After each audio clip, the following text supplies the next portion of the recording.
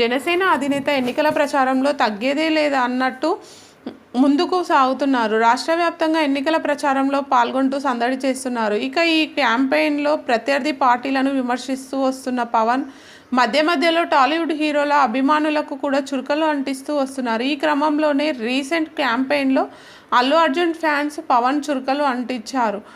పవన్ కళ్యాణ్ మాట్లాడుతూ అల్లు అర్జున్ గారి అభిమాని ఒకరు పుష్ప పోస్టర్ చూపిస్తూ తగ్గేదేలే అంటున్నారు. అందుకు నాకు సంతోషమే.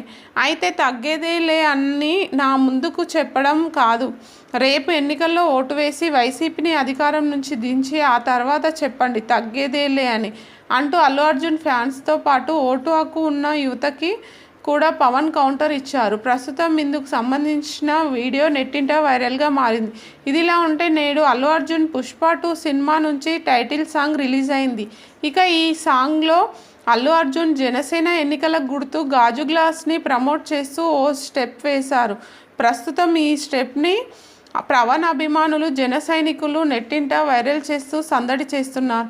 కాగా ఈ ఎన్నికల ప్రచారంలో మెగా హీరోల సందడి కూడా కనిపిస్తుంది.